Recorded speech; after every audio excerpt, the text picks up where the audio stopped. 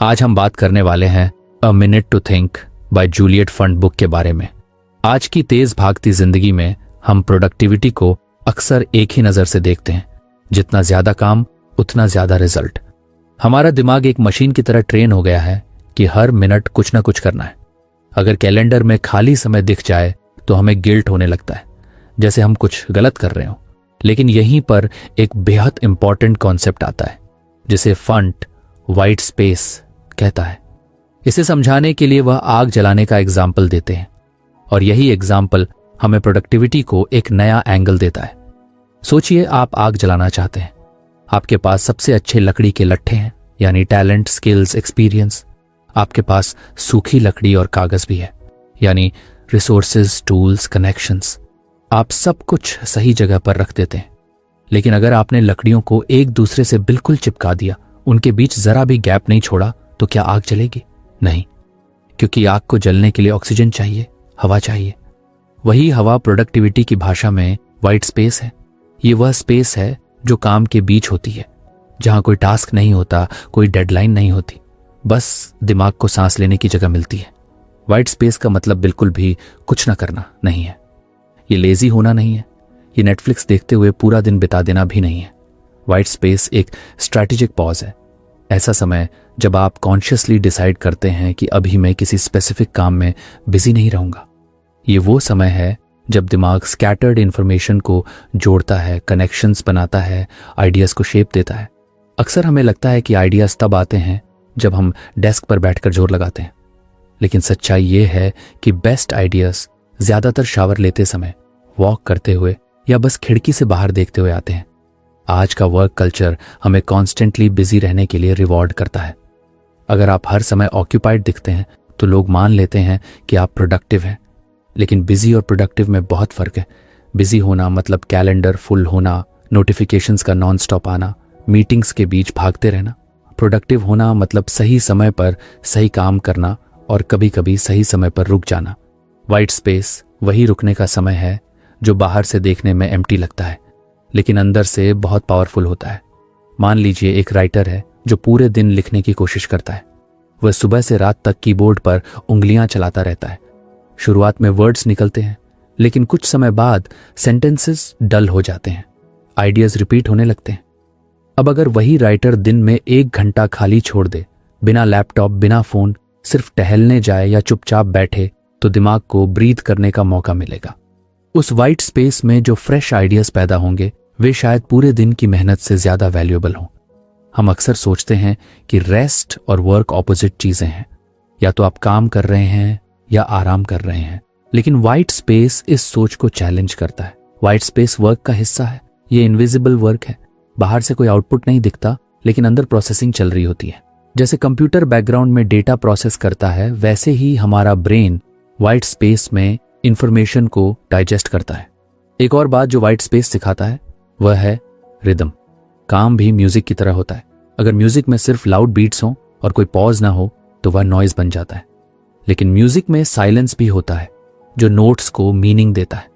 उसी तरह अगर लाइफ में सिर्फ काम ही काम हो और कोई पॉज ना हो तो प्रोडक्टिविटी नॉइज बन जाती है। वाइट स्पेस उस साइलेंस की तरह है जो काम को रिदम देता है। आज हम मल्टीटास्किंग को बहुत सेलिब्रेट करते हैं। एक साथ ईमेल, व्हाट्सएप, मीटिंग और प्रेजेंटेशन, सब कुछ। लेकिन दिमाग एक समय में एक ही चीज को डीपली प्रोसेस कर सकता है। मल्टीटास्किंग में हम सतह पर रहते हैं। वाइट स्पेस हमें डेप्थ में जाने का मौका देता है। जब आप कुछ देर के लिए सब कुछ छोड़ देते हैं, तब दिमाग खुद ब खुद उन सवालों पर काम करने लगता है जिनका जवाब आपको कॉन्शियस एफर्ट से नहीं मिल रहा था। वाइट स्पेस क्रिएटिविटी के लिए भी बहुत जरूरी है। क्रिएटिविटी दबाव में पैदा नहीं होती, वह स्पेस में पैदा होती है। जब दिमाग को एक्सप्लोर करने की फ्रीडम मिलती है तब नए कनेक्शंस बनते हैं। कई इन्वेंशंस और डिस्कवरीज एक्सीडेंटल नहीं थी, बल्कि वाइट स्पेस का रिजल्ट थी। ऐसा समय जब साइंटिस्ट या थिंकर किसी स्पेसिफिक प्रॉब्लम को सॉल्व करने की कोशिश नहीं कर रहा था, लेकिन दिमाग खुला हुआ था। एक आम गलतफहमी यह है कि वाइट स्पेस लग्जरी है, ऐसी चीज जो सिर्फ आर्टिस्ट्स या रिच लोगों के लिए है। लेकिन सच ये है कि वाइट स्पेस नेसेसिटी है। अगर आप लगातार बिना रुके काम करते रहेंगे तो बर्नआउट आएगा। बर्नआउट तब आता है जब आग को ऑक्सीजन नहीं मिलती। लकड़ी तो होती है लेकिन हवा नहीं होती। वाइट स्पेस वही हवा है जो आग को जिंदा रखती है। वाइट स्पेस का एक इमोशनल साइड भी है। जब हम लगातार बिजी रहते हैं तो हम अपनी फीलिंग्स को इग्नोर करते हैं। स्ट्रेस, फ्रस्ट्रेशन, कंफ्यूजन सब अंदर जमा होता रहता है। वाइट स्पेस में हमें खुद से मिलने का मौका मिलता है। हम सोच पाते हैं कि हम जो कर रहे हैं वह क्यों कर रहे हैं। क्या यह डायरेक्शन सही है? क्या यह गोल अभी भी मीनिंगफुल है? ये सवाल बिजी स्केड्यूल में दब जाते हैं, लेकिन वाइट स्पेस में सरफेस पर आ जाते हैं। आजकल फोन ने वाइट स्पेस को ऑलमोस्ट खत्म कर दिया है। अगर आपको हमारी फ्री समरी अच्छी लगती है तो आप हमारे चैनल को सब्सक्राइब कर सकते हैं, हमारी मेंबरशिप खरीद सकते हैं या हमें यूपीआई के थ्रू सपोर्ट कर सकते हैं। अब समरी पर वापस चलते हैं। पहले बस स्टॉप पर खड़े होकर लोग बस का इंतजार करते थे, कुछ सोचते थे, आसपास देखते थे। अब फोन निकालते हैं। वेटिंग टाइम भी फिल टाइम बन गया है। लेकिन फन का कॉन्सेप्ट हमें याद दिलाता है कि हर खाली पल को भरना जरूरी नहीं है। कुछ खाली पल खाली ही रहने चाहिए ताकि दिमाग खुद को रिसेट कर सके। वाइट स्पेस डिसिप्लिन से आता है। यह पैराडॉक्स है, लेकिन खाली समय बनाने के लिए डिसिप्लिन चाहिए। आपको कॉन्शियसली डिसाइड करना पड़ता है कि इस समय में कोई टास्क शेड्यूल नहीं करूंगा। शुरू में यह अनकंफर्टेबल लगता है। दिमाग कहता है कुछ करो, टाइम वेस्ट मत करो। लेकिन धीरे धीरे आप नोटिस करेंगे कि इस स्पेस से क्लैरिटी आती है, डिसीजंस बेहतर होते हैं, काम फास्टर और स्मार्टर होने लगता है। एक मैनेजर के लिए वाइट स्पेस और भी इंपॉर्टेंट है। अगर लीडर हर समय फायर फाइटिंग में बिजी रहेगा तो स्ट्रैटेजी कब बनेगी? स्ट्रैटेजी वाइट स्पेस में बनती है। जब आप डे टू डे टास्क से थोड़ा ऊपर उठकर सोचते हैं, तभी लॉन्ग टर्म विजन क्लियर होता है। इसलिए अच्छे लीडर्स अपने कैलेंडर में थिंकिंग टाइम ब्लॉक करते हैं। बाहर से देखने में लगता है कि वे कुछ नहीं कर रहे, लेकिन असल में वे सबसे इंपॉर्टेंट काम कर रहे होते हैं, सोचना। वाइट स्पेस रेस्ट और रिफ्लेक्शन का कॉम्बिनेशन है। इसमें रेस्ट है ताकि एनर्जी रिचार्ज हो सके, और रिफ्लेक्शन है ताकि डायरेक्शन सही हो सके। बिना रेस्ट के एनर्जी खत्म होती है और बिना रिफ्लेक्शन के डायरेक्शन गलत हो जाती है। वाइट स्पेस दोनों को बैलेंस करता है। धीरे धीरे अगर आप अपनी लाइफ में वाइट स्पेस इंट्रोड्यूस करते हैं तो आपको फर्क दिखने लगेगा। आप कम काम करके भी बेहतर रिजल्ट पाने लगेंगे। आपका काम मीनिंगफुल लगेगा, रश्ड नहीं। आपका दिमाग शांत होगा लेकिन डल नहीं। ये शांति एक्टिव होगी, पैसिव नहीं। आखिर में वाइट स्पेस हमें यह सिखाता है कि प्रोडक्टिविटी सिर्फ करने का नाम नहीं है, बल्कि सही समय पर रुकने का नाम भी है। जैसे आग के लिए लकड़ी जरूरी है, वैसे ही हवा भी जरूरी है। अगर आप सच में अपनी प्रोडक्टिविटी को सस्टेनेबल बनाना चाहते हैं तो अपने स्केड्यूल में थोड़ी खाली जगह छोड़ना सीखिए। वही जगह आपकी क्रिएटिविटी, क्लैरिटी और एनर्जी की असली सोर्स बनेगी। हम सब अपने टाइम को बहुत प्रेशियस मानते हैं, लेकिन फिर भी अक्सर दिन के अंत में लगता है कि पूरा दिन बिजी रहा, फिर भी कुछ खास अचीव नहीं हुआ। यही फ्रस्ट्रेशन हमें अंदर से खा जाती है। फंट इसी प्रॉब्लम को समझाने के लिए एक पावरफुल आइडिया देती है, जिसे वह थीव्स ऑफ टाइम कहती है। मजेदार बात यह है कि ये थीव्स बाहर से नहीं आते, ये हमारे अपने अच्छे क्वालिटीज से ही पैदा होते हैं। जो चीजें हमें आगे बढ़ाने के लिए बनी थी, वही अगर लिमिट क्रॉस कर जाए तो हमारी प्रोडक्टिविटी चुपचाप चुरा लेती है। सबसे पहले ड्राइव को समझते हैं। ड्राइव मतलब मोटिवेशन, एम्बिशन, आगे बढ़ने की भूख। यही ड्राइव हमें सुबह उठाकर काम पर लगाती है, गोल्स सेट करवाती है, चैलेंजेस लेने की हिम्मत देती है। ड्राइव एक एसेट है, क्योंकि बिना ड्राइव के ग्रोथ इम्पॉसिबल है। लेकिन जब यही ड्राइव एक्सट्रीम हो जाती है तो ओवर ड्राइव बन जाती है। ओवर ड्राइव में इंसान रुकना भूल जाता है। लैपटॉप बंद करने में ग्लूट होता है, छुट्टी में भी मेल चेक करने की आदत लग जाती है, और दिमाग हमेशा नेक्स्ट टास्क के बारे में सोचता रहता है। बाहर से देखने में यह डेडिकेशन लगता है, लेकिन अंदर से यह एग्जॉस्शन पैदा करता है। ओवरड्राइव में इंसान ये मानने लगता है कि अगर वह रुका तो सब कुछ गिर जाएगा। सच ये है कि कभी कभी रुकना ही आगे बढ़ने का सबसे स्मार्ट तरीका होता है। ओवरड्राइव धीरे धीरे आपकी एनर्जी चूस लेता है। शुरुआत में आपको लगता है कि आप बहुत प्रोडक्टिव हैं, लेकिन कुछ समय बाद फोकस कम होने लगता है, मिस्टेक्स बढ़ने लगती हैं और काम का मजा खत्म हो जाता है। ये थीफ चुपचाप आपका टाइम नहीं, आपकी क्लैरिटी भी चुरा लेता है। आप काम तो बहुत करते हैं, लेकिन सही काम पर नहीं। ड्राइव का सही बैलेंस ये है कि आप कमिटेड रहें लेकिन ऑब्सेस्ड नहीं। आप काम करें लेकिन खुद को खो ना दें। दूसरा थीफ है एक्सीलेंस, जो परफेक्शनिज्म बन जाता है। एक्सीलेंस का मतलब है क्वालिटी, प्राइड इन वर्क और अपना बेस्ट देना। ये एक शानदार एसेट है, क्योंकि यही आपको एवरेज से ऊपर ले जाता है। लेकिन जब एक्सीलेंस कंट्रोल से बाहर हो जाता है तो परफेक्शनिज्म पैदा होता है।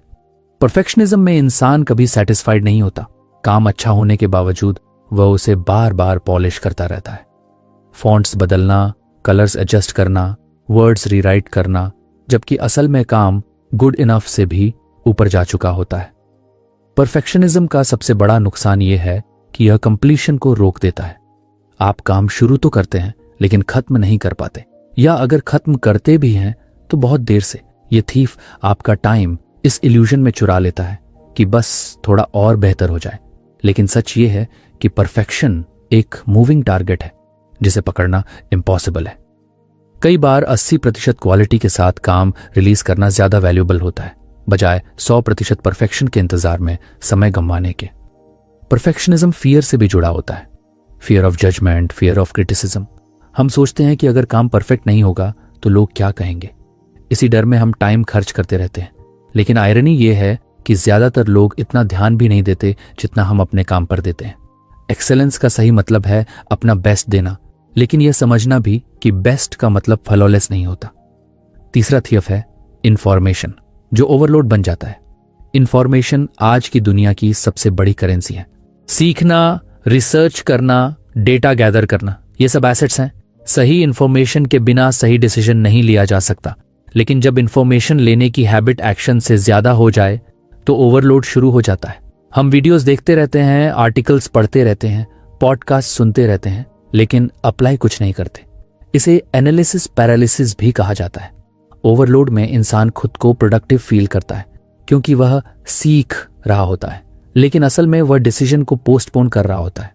दिमाग सोचता है बस एक और वीडियो देख लूं फिर शुरू करूंगा, लेकिन वह फिर कभी नहीं आता। यह थीफ आपका टाइम क्यूरियोसिटी के नाम पर चुरा लेता है। इंफॉर्मेशन तभी यूजफुल है जब वह एक्शन में बदले, वरना वह सिर्फ मेंटल क्लटर बन जाती है। आज इंटरनेट ने इंफॉर्मेशन को इतना एक्सेसिबल बना दिया है कि स्टॉप करना मुश्किल हो गया है। हर सवाल का जवाब गूगल पर है, हर स्किल का कोर्स यूट्यूब पर। लेकिन प्रॉब्लम यह नहीं है कि इंफॉर्मेशन ज्यादा है, प्रॉब्लम यह है कि बाउंड्रीज नहीं है। ओवरलोड में दिमाग टायर्ड हो जाता है, क्लैरिटी कम हो जाती है और कॉन्फिडेंस भी गिरने लगता है, क्योंकि आपको लगता है कि आप अभी भी रेडी नहीं हैं। चौथा थीफ है एक्टिविटी, जो फ्रेंजी बन जाती है। एक्टिविटी मतलब मूवमेंट, एक्शन, काम करना। यह एसेट है क्योंकि बिना एक्शन कुछ नहीं होता। लेकिन जब एक्टिविटी का गोल सिर्फ बिजी रहना बन जाए तो फ्रेंजी पैदा होती है। फ्रेंजी में इंसान कॉन्स्टेंटली भागता रहता है, मीटिंग्स, कॉल्स, मैसेजेस, टास्क्स, लेकिन रुककर यह नहीं सोचता कि इन सब का रिजल्ट क्या है। बिजी होना एडिक्टिव हो जाता है। फ्रेंजी का सबसे बड़ा खतरा यह है कि यह आपको स्पीड का इल्यूजन देता है। आपको लगता है कि आप बेहद फास्ट जा रहे हैं, लेकिन डायरेक्शन गलत हो सकती है। यह थीफ आपका टाइम छोटे छोटे कामों में खा जाता है, जो अर्जेंट तो लगते हैं लेकिन इंपॉर्टेंट नहीं होते। दिन के अंत में आप थक जाते हैं लेकिन सेटिस्फाइड नहीं होते। एक्टिविटी फ्रेंजी अक्सर वैलिडेशन से जुड़ी होती है। बिजी दिखना सोशली एक्सेप्टेबल है। अगर आप कहें कि आज बहुत काम था तो लोग रिस्पेक्ट करते हैं। अगर कहें कि आज सोचा और प्लान किया तो लोग समझ नहीं पाते। फ्रेंजी हमें थिंकिंग से दूर रखती है क्योंकि सोचने में विजिबल एक्शन नहीं होता, लेकिन बिना सोच के एक्शन सिर्फ नॉइज बन जाता है। इन चारों थीव्स की सबसे ट्रिकी बात यह है कि ये अच्छे इरादों से पैदा होते हैं। ड्राइव, एक्सीलेंस, इंफॉर्मेशन और एक्टिविटी, ये सब जरूरी है। प्रॉब्लम तब होती है जब हम बैलेंस खो देते हैं। टाइम चोरी तब नहीं होता जब हम काम करते हैं, बल्कि तब होता है जब हम ये नहीं समझते कि कब रुकना है, कब छोड़ना है और कब सिंप्लीफाई करना है। रिकवरी का पहला स्टेप है अवेयरनेस। आपको खुद से ईमानदारी से पूछना होगा कि इन चार में से कौन सा थीफ आपका टाइम चुरा रहा है। क्या आप ओवरड्राइव में फंसे हैं? क्या परफेक्शनिज्म आपको स्लो कर रहा है? क्या आप सिर्फ सीख रहे हैं लेकिन एक्ट नहीं कर रहे? या क्या आप फ्रेंजी में बिजी रहकर खुद को प्रोडक्टिव समझ रहे हैं? जब आप थीफ को पहचान लेते हैं तब आप छोटे चेंजेस कर सकते हैं। ओवरड्राइव के लिए बाउंड्रीज बनाना, परफेक्शनिज्म के लिए गुड इनफ एक्सेप्ट करना, ओवरलोड के लिए लर्निंग को एक्शन से जोड़ना और फ्रेंजी के लिए प्रायोरिटीज क्लियर करना। ये ओवरनाइट फिक्स नहीं है, लेकिन धीरे धीरे आप नोटिस करेंगे कि आपका टाइम आपके कंट्रोल में वापस आ रहा है। फंड का यह फ्रेमवर्क हमें यह सिखाता है कि प्रोडक्टिविटी का मतलब ज्यादा करना नहीं है, बल्कि सही चीजों को सही लेवल तक करना है। जब एसेट्स लायबिलिटीज बन जाते हैं तो वही चीजें हमें रोकने लगती हैं। लेकिन जब हम बैलेंस सीख लेते हैं तो टाइम हमारा एनिमी नहीं रहता, बल्कि पार्टनर बन जाता है। और तब दिन के अंत में हम सिर्फ टायर्ड नहीं होते, सेटिस्फाइड भी होते हैं। कभी कभी ऐसा लगता है कि दिमाग में बहुत शोर है, काम की लिस्ट लंबी है, एक्सपेक्टेशंस ज्यादा हैं, इंफॉर्मेशन चारों तरफ बिखरी हुई है और हर चीज अर्जेंट लगती है। ऐसे मोमेंट्स में हम यूजुअली और ज्यादा पुश करने लगते हैं, तेज चलना, ज्यादा मेहनत, ज्यादा सोच। लेकिन फंड कहती हैं कि ओवरवेल्म का इलाज स्पीड नहीं, सिंप्लीफिकेशन है। इसीलिए वह कुछ सिंपल लेकिन डीप क्वेश्चंस देती है, जिन्हें वह सिंप्लीफिकेशन क्वेश्चंस कहती हैं। ये क्वेश्चंस बाहर की दुनिया को नहीं, हमारे अंदर चल रहे कंफ्यूजन को एड्रेस करते हैं। जब हम ओवरवेल्म्ड होते हैं तब असल प्रॉब्लम काम की मात्रा नहीं होती, बल्कि मेंटल लोड होता है। दिमाग एक साथ बहुत कुछ पकड़ने की कोशिश करता है। इन सवालों की खूबी यह है कि ये हमें पॉज करने पर मजबूर करते हैं। ये क्वेश्चंस मैजिक नहीं है, लेकिन मिरर की तरह है, जो हमें दिखाते हैं कि टाइम कौन चुरा रहा है और हम उसे कैसे वापस ले सकते हैं। पहला सवाल है, is there anything I can let go of? ये सवाल ड्राइव से जुड़ा है। ड्राइव हमें आगे बढ़ाता है, लेकिन वही ड्राइव जब ओवर ड्राइव बन जाती है तो हम हर चीज को अपने ऊपर ले लेते हैं। हमें लगता है कि अगर हमने छोड़ा तो फेलियर होगा। ये सवाल हमें जेंटली याद दिलाता है कि हर चीज पकड़कर रखना जरूरी नहीं है। लेट गो करने का मतलब हार मानना नहीं होता, बल्कि स्मार्ट होना होता है। इस सवाल को पूछते समय दिमाग रेजिस्टेंस दिखाता है। वह कहता है, यह काम इंपॉर्टेंट है, ये मेरी रिस्पॉन्सिबिलिटी है। अगर मैंने नहीं किया तो कौन करेगा? लेकिन अगर आप ईमानदारी से देखें तो पाएंगे कि कुछ काम ऐसे होते हैं जो अब उतने रेलेवेंट नहीं रहे। कुछ एक्सपेक्टेशंस ऐसे होते हैं जो सिर्फ आदत के कारण चल रहे होते हैं, और कुछ गोल्स ऐसे होते हैं जो कभी आपके थे लेकिन अब नहीं है। लेट गो करने का मतलब ये नहीं कि आप केयरलेस हो जाए, बल्कि ये कि आप कॉन्शियसली डिसाइड करें कि आपकी एनर्जी कहाँ इन्वेस्ट होनी चाहिए। जब आप कुछ छोड़ते हैं तो खालीपन आता है। शुरुआत में वह एम्प्टी स्पेस अनकंफर्टेबल लगता है, लेकिन वही स्पेस क्लैरिटी लाता है। ड्राइव को बैलेंस करने का यही तरीका है, हर चीज को पकड़ने की बजाय कुछ चीजों को छोड़ना सीखना। यह सवाल आपको गिल्ट से बाहर निकालता है और चॉइस की पावर देता है। दूसरा सवाल है, वेयर इज गुड इनफ?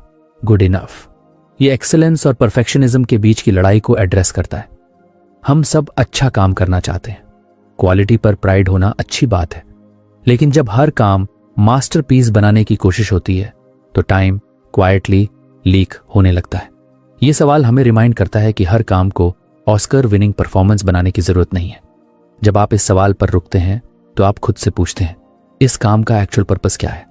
क्या यह काम परफेक्ट होना जरूरी है या बस इफेक्टिव होना काफी है? कई बार हम एक्स्ट्रा एफर्ट सिर्फ अपने डर को शांत करने के लिए करते हैं, काम की रिक्वायरमेंट के लिए नहीं। गुड इनफ एक्सेप्ट करना ईगो के लिए टफ होता है, लेकिन प्रोडक्टिविटी के लिए बहुत हेल्थी होता है। यह सवाल आपको स्टैंडर्ड्स गिराने के लिए नहीं कहता, बल्कि स्टैंडर्ड्स को सही जगह पर लगाने के लिए कहता है। कुछ काम हाई एक्सेलेंस डिजर्व करते हैं, लेकिन कुछ काम सिर्फ कंप्लीशन डिजर्व करते हैं। जब हर चीज परफेक्ट बनानी होगी तो कुछ भी टाइम पर नहीं निकलेगा। गुड इनफ आपको मोमेंटम देता है, और मोमेंटम परफेक्शन से ज्यादा पावरफुल होता है। तीसरा सवाल है, what do I truly need to know? ये इंफॉर्मेशन ओवरलोड के खिलाफ एक स्ट्रॉन्ग वेपन है। आज हम नॉलेज को सेफ्टी ब्लैंकेट की तरह इस्तेमाल करते हैं। हमें लगता है कि जितना ज्यादा जानेंगे उतना कॉन्फिडेंट होंगे, लेकिन रियलिटी ये है कि अनलिमिटेड इंफॉर्मेशन डिसीजन को डिले कर देती है। यह सवाल फिल्टर की तरह काम करता है। जब आप ओवरवेल्म्ड महसूस करते हैं तो अक्सर कारण ये होता है कि आप बहुत कुछ कंज्यूम कर रहे होते हैं, आर्टिकल्स, वीडियोस, ओपिनियंस, लेकिन क्लियर नहीं होता कि नेक्स्ट स्टेप क्या है। यह सवाल आपको वापस बेसिक्स पर लाता है। ट्रूली नीड टू नो का मतलब है इस मोमेंट में एक्शन लेने के लिए मिनिमम रिक्वायर्ड इंफॉर्मेशन क्या है। यह सवाल क्यूरियोसिटी को मारता नहीं है, बल्कि उसे डिसिप्लिन देता है।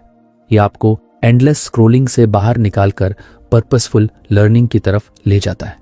जब आप यह तय कर लेते हैं कि अभी मुझे बस इतना ही जानना है, तो दिमाग लाइटर हो जाता है, ओवरलोड कम होता है और कॉन्फिडेंस बढ़ता है, क्योंकि अब नॉलेज एक्शन से जुड़ जाती है। चौथा सवाल है, व्हाट डिजर्व्स माय अटेंशन? यह एक्टिविटी और फ्रेंजी को स्लो करता है।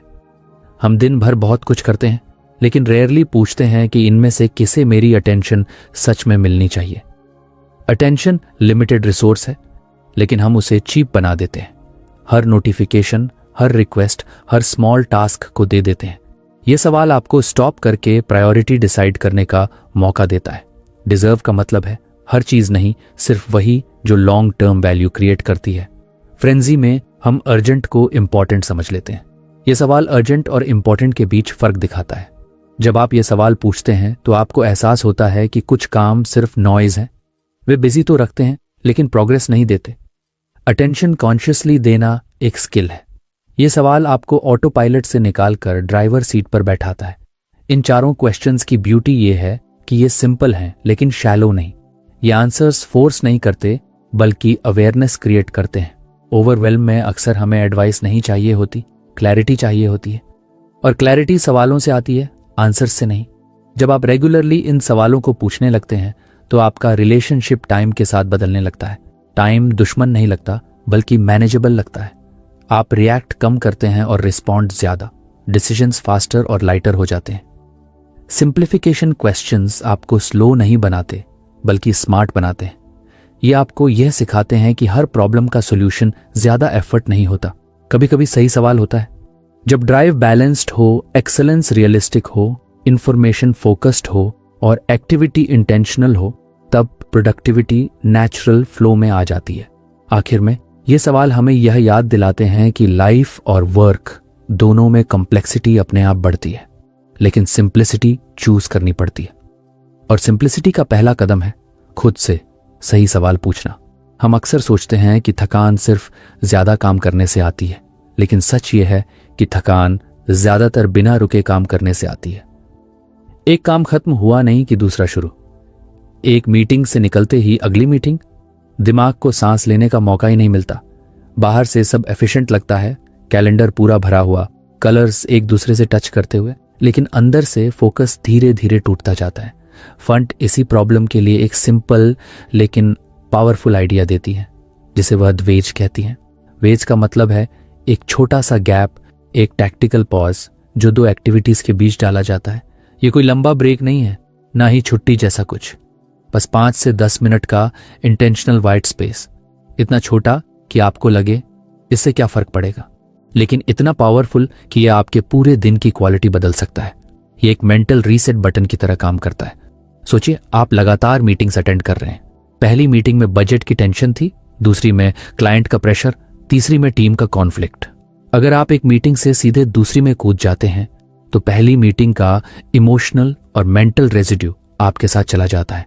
आप फिजिकली तो नई मीटिंग में होते हैं, लेकिन मेंटली पिछली में अटके रहते हैं। यही रेजिड्यू आपकी अटेंशन और जजमेंट को अफेक्ट करता है। वेज इसी रेजिड्यू को साफ करने का काम करता है। फंड कहती हैं, never let the colours touch.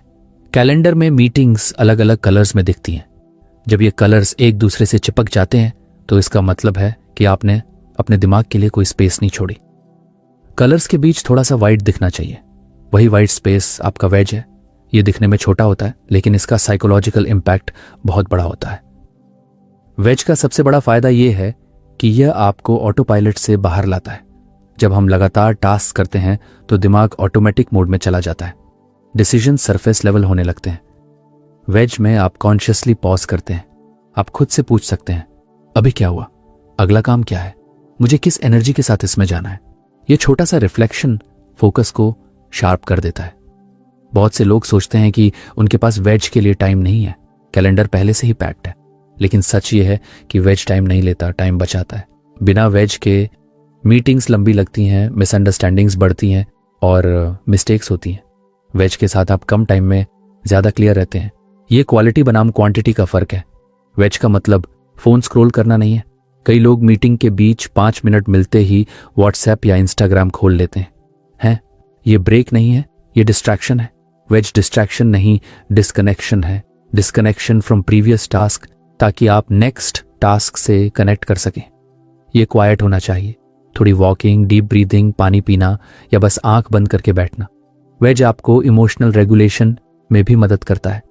मान लीजिए पिछली मीटिंग बहुत स्ट्रेसफुल थी। अगर आप बिना पॉज के अगली मीटिंग में चले गए तो आपका टोन, बॉडी लैंग्वेज और पेशेंस सब प्रभावित होगा। वेज में आप उस इमोशन को एक्नॉलेज कर सकते हैं और रिलीज कर सकते हैं। ये आपको रिएक्ट करने से रोकता है और रिस्पॉन्ड करने की स्पेस देता है। ये कॉन्सेप्ट सिर्फ मीटिंग्स तक लिमिटेड नहीं है, हर ट्रांजिशन में वेज यूज किया जा सकता है। काम से घर आते समय, एक टास्क से दूसरे टास्क में जाते समय, या इवन सुबह काम शुरू करने से पहले। वेज ट्रांजिशंस को स्मूथ बनाता है। अचानक गियर बदलने की बजाय ये क्लच की तरह काम करता है। कैलेंडर में वेज स्केड्यूल करना बहुत इंपॉर्टेंट है।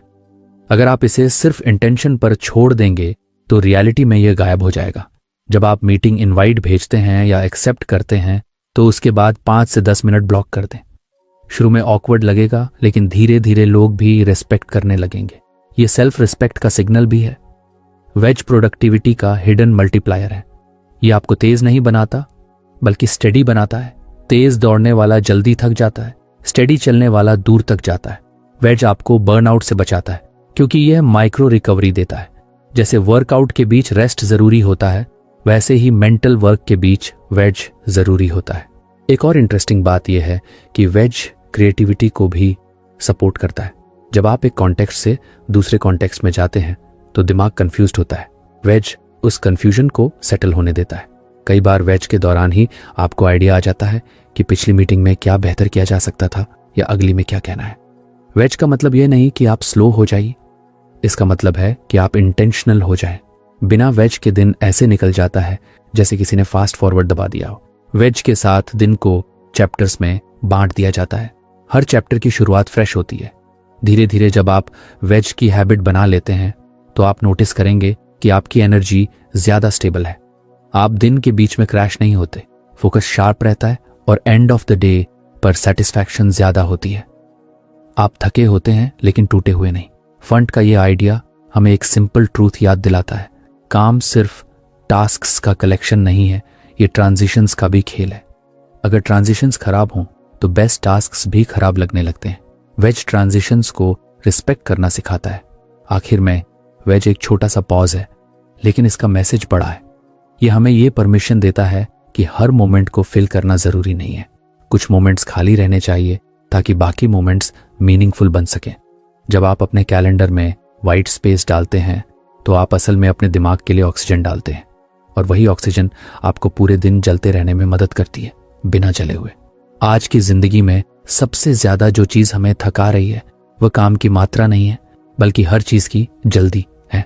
फोन बजता है, नोटिफिकेशन आता है, मेल पॉप होता है और दिमाग तुरंत रिएक्ट करता है। अभी जवाब देना है। चाहे मैसेज कितना भी छोटा हो, बॉडी वैसे ही रिएक्ट करती है जैसे कोई डेंजर सामने आ गया हो।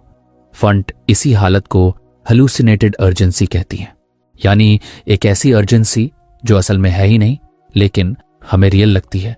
हेलुसिनेटेड अर्जेंसी का मतलब है कि हम हर काम को अर्जेंट मान लेते हैं बिना यह सोचे कि उसका रियल इम्पैक्ट क्या है। लो स्टेक्स ईमेल भी हमें ऐसा फील कराती है जैसे कोई बड़ा क्राइसिस हो गया हो। बॉडी में स्ट्रेस हार्मोन्स रिलीज होते हैं, हार्ट रेट बढ़ता है और फोकस टूट जाता है। मजेदार बात यह है कि ज्यादातर मामलों में अगर हम 2 घंटे देर से रिप्लाई करें तो कुछ भी नहीं बिगड़ता, लेकिन हमारा दिमाग ये मानने को तैयार ही नहीं होता। इस अर्जेंसी की जड़ बायोलॉजिकल है। इंसान का दिमाग डेंजर के लिए बना है। पुराने जमाने में अगर शेर सामने आ जाए तो तुरंत रिएक्शन जरूरी था। फाइट और फ्लाइट रिस्पॉन्स लाइफ सेविंग था। लेकिन आज शेर की जगह ईमेल और मैसेजेस आ गए हैं। दिमाग फर्क नहीं कर पाता कि यह फिजिकल थ्रेट है या सिर्फ इंफॉर्मेशन। रिजल्ट ये होता है कि हर पिंग पर शरीर वही स्ट्रेस रिस्पॉन्स एक्टिवेट कर देता है। प्रॉब्लम तब बढ़ती है जब यह कांस्टेंट हो जाता है। दिन भर अर्जेंसी का इल्यूजन बना रहता है। हम डीप वर्क में बैठते हैं लेकिन हर 5 मिनट में इनबॉक्स चेक करते हैं। हर नोटिफिकेशन हमें खींच लेती है। ये रिएक्टिविटी हमें मेंटली एग्जॉस्टेड कर देती है। काम चलता रहता है लेकिन सेटिस्फैक्शन कम होती जाती है। यही बर्नआउट की शुरुआत है। हेलुसिनेटेड अर्जेंसी का एक बड़ा कारण अनक्लियर एक्सपेक्टेशंस है। हमें यह पता ही नहीं होता कि क्या सच में अर्जेंट है और क्या नहीं।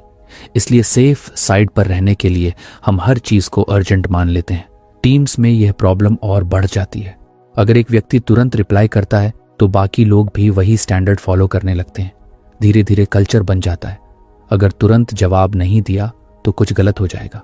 फंड इस साइकिल को तोड़ने के लिए एक सिंपल लेकिन पावरफुल आइडिया देती है। अर्जेंसी को डिफाइन करो। अर्जेंट कोई फीलिंग नहीं है, अर्जेंट एक डेफिनेशन है। जब तक आप ये तय नहीं करेंगे कि अर्जेंट का मतलब क्या है, तब तक हर चीज अर्जेंट लगेगी। उदाहरण के लिए, टीम यह डिसाइड कर सकती है कि अर्जेंट मतलब ऐसा मैसेज जिसे 4 आवर्स के अंदर रिस्पॉन्स चाहिए। इससे कम जरूरी चीजें अगले दिन भी देखी जा सकती हैं। जब अर्जेंसी डिफाइन हो जाती है तो दिमाग को राहत मिलती है। अब उसे हर मैसेज को इमरजेंसी की तरह ट्रीट नहीं करना पड़ता। ये क्लैरिटी स्ट्रेस को तुरंत कम कर देती है। लोग समझने लगते हैं कि रिस्पॉन्स टाइम का मतलब डिसरिस्पेक्ट नहीं है, बल्कि सिस्टम का हिस्सा है। हेलुसिनेटेड अर्जेंसी हमें प्रेजेंट मोमेंट से भी दूर कर देती है। हम जिस काम पर बैठे होते हैं उसमें पूरी तरह होते ही नहीं। दिमाग फ्यूचर के नोटिफिकेशंस के लिए अलर्ट रहता है। ये कांस्टेंट अलर्टनेस एनर्जी खा जाती है। अगर अर्जेंसी रियल नहीं है तो ये अलर्टनेस बेकार है, लेकिन बॉडी इसे रियल मानती है, इसलिए थकान रियल होती है। एक और इंटरेस्टिंग बात यह है कि अर्जेंसी अक्सर ईगो से भी जुड़ी होती है। हमें लगता है कि अगर हमने तुरंत रिप्लाई नहीं किया तो हम इंपॉर्टेंट नहीं लगेंगे या लोग सोचेंगे कि हम सीरियस नहीं हैं। लेकिन सच ये है कि थॉटफुल रिप्लाई अक्सर इंस्टेंट रिप्लाई से ज्यादा वैल्यूएबल होता है। हेलुसिनेटेड अर्जेंसी क्वालिटी को सैक्रिफाइस करवा देती है सिर्फ स्पीड के लिए। इस इल्यूजन को तोड़ने के लिए बाउंड्रीज बहुत जरूरी है। नोटिफिकेशंस बंद करना, स्पेसिफिक टाइम पर मेल चेक करना और फोकस ब्लॉक्स बनाना, ये सब छोटे कदम हैं, लेकिन इनके पीछे माइंडसेट चेंज सबसे जरूरी है। जब तक आप अंदर से यह नहीं मानेंगे कि हर चीज अर्जेंट नहीं है, तब तक बाहरी टूल्स ज्यादा काम नहीं करेंगे। टीम्स के लेवल पर अर्जेंसी डिफाइन करना और भी पावरफुल होता है। जब पूरी टीम अग्री कर लेती है कि क्या अर्जेंट है और क्या नहीं, तो ट्रस्ट बढ़ता है। लोग बिना गिल्ट के डीप वर्क कर पाते हैं। मीटिंग्स भी बेहतर होती हैं क्योंकि लोग मेंटली प्रेजेंट रहते हैं, इनबॉक्स में नहीं। हेलुसिनेटेड अर्जेंसी हमें रिएक्टिव बना देती है। हम कंट्रोल खो देते हैं और दिन एक्सटर्नल ट्रिगर्स चलाने लगते हैं। इसके उलट क्लैरिटी हमें प्रोएक्टिव बनाती है। हम डिसाइड करते हैं कि कब क्या देखना है, कब क्या रिस्पॉन्ड करना है। यही डिफरेंस है एग्जॉशन और सस्टेनेबल प्रोडक्टिविटी के बीच। धीरे धीरे जब आप अर्जेंसी को क्वेश्चन करना सीखते हैं तो एक नई फ्रीडम महसूस होती है। हर नोटिफिकेशन पर जंप करने की जरूरत नहीं रहती। बॉडी रिलैक्स करना सीखती है। फोकस डीपन होता है। काम कम कैओटिक और ज्यादा मीनिंगफुल लगने लगता है। फंट का मैसेज बहुत सिंपल है। हर अर्जेंसी रियल नहीं होती। बहुत सी अर्जेंसी हमारी इमेजिनेशन से पैदा होती है। जब हम उसे रियलिटी मान लेते हैं तो उसका असर भी रियल हो जाता है। लेकिन जब हम उसे पहचान लेते हैं, डिफाइन कर लेते हैं, तो उसका पावर टूट जाता है। आखिर में हेलुसिनेटेड अर्जेंसी हमें यह सिखाती है कि स्पीड हमेशा स्ट्रेंथ नहीं होती। कभी कभी स्लो रिस्पॉन्स ही स्मार्ट रिस्पॉन्स होता है। जब आप डिसाइड करते हैं कि किस चीज को तुरंत अटेंशन चाहिए और किसे नहीं, तब आप सिर्फ अपना टाइम नहीं बचाते, अपनी एनर्जी और सैनिटी भी बचाते हैं।